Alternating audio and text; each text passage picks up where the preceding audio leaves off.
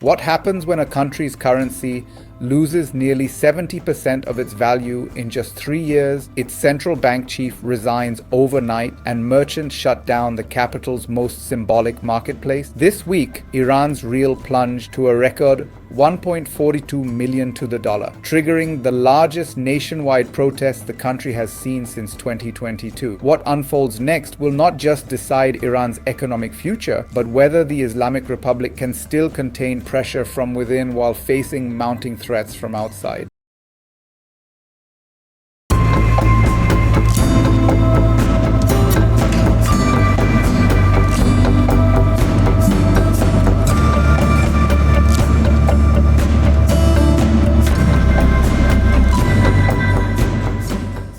If this moment escalates, Iran risks entering a cycle where economic collapse fuels unrest. Unrest invites repression, and repression deepens isolation. If it fails, the regime could face a legitimacy crisis unlike any since 1979, when merchants and workers helped topple a monarchy. And if it somehow succeeds, stabilizing the currency and restoring control, it may normalize a survival model built on permanent crisis management. Either outcome matters well beyond Iran's borders, because a destabilized Iran reshapes energy market, regional security, and the balance of power from the Gulf to South Asia. To understand why shopkeepers were closing their doors in Tehran this week, you have to understand how deeply economics and politics are intertwined in Iran. Since the 1979 revolution, the Islamic Republic has relied on a hybrid system: ideological authority enforced by security institutions and economic control managed through state bodies, religious foundation, and loyal elite. When that system delivers stability, dissent remains fragmented.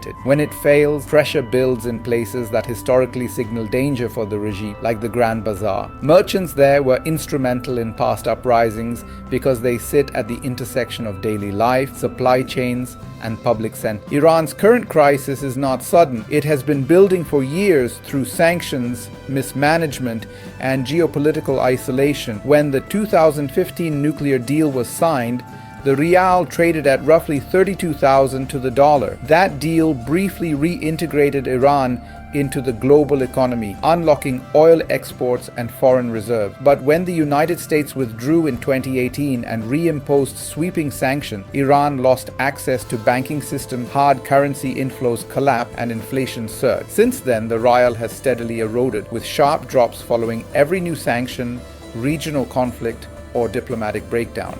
The latest plunge pushed the currency to around 1.42 million per dollar before recovering slightly, a level that reflects not just economic fundamentals but public confidence, or the lack of it. Inflation officially sits above 42% year on year, but food prices have risen by more than 70% and medical costs by roughly 50%, according to state statistics. For ordinary Iranians, that means wages lose value almost as soon as they're paid, savings evaporate, and basic necessities become unaffordable. When reports emerged that taxes could rise in the new Iranian year starting March 21st, anxiety turned into action. The resignation of the central bank chief was less a solution than a signal. He had taken office in 2022 when the rial stood near 430,000 to the dollar, already under strain. His departure acknowledged what many Iranians already believed, that technocratic fixes cannot solve a crisis rooted in political constraint. Currency controls, arrests of traders, and promises of stabilization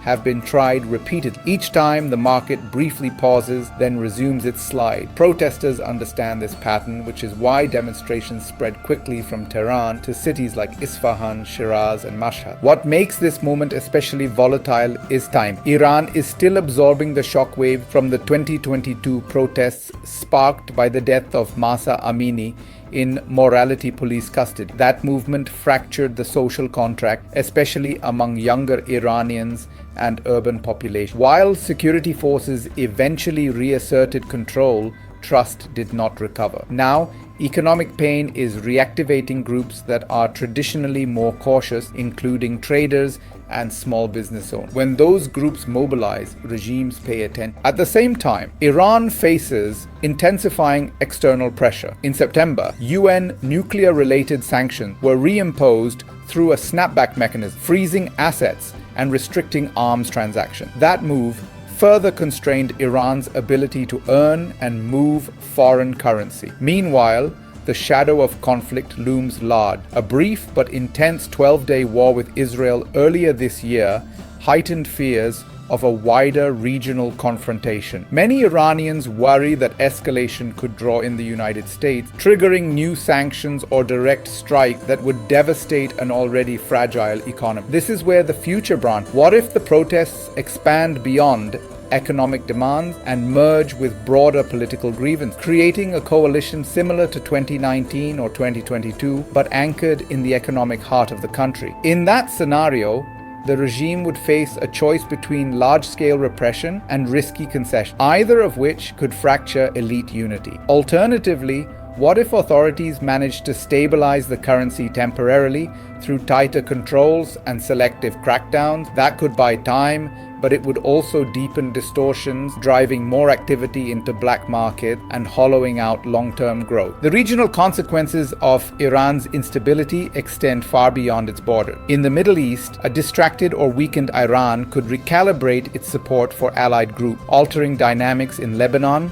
Syria, Iraq, and Yemen. Conversely, a regime under internal pressure might double down externally, using regional tension to rally nationalist sentiment. Energy markets are watching closely. Iran sits atop vast oil and gas reserve, and any disruption, whether through sanctions enforcement or conflict, adds volatility to global prices. In South Asia, countries like Pakistan and India monitor Iran's stability because it affects energy routes, trade corridors, and regional security calculation. India's long-term interest in Iran's port infrastructure, for example, depends on predictability that is now in question. Globally, the situation underscores a broader trend. Economic warfare through sanctions can weaken states, but it can also entrench hardliners and shift costs onto civilian population, complicating diplomacy and increasing systemic risk. What you're seeing in Iran right now is not just a protest cycle or a currency crisis. It is a stress test of a political system built to endure pressure,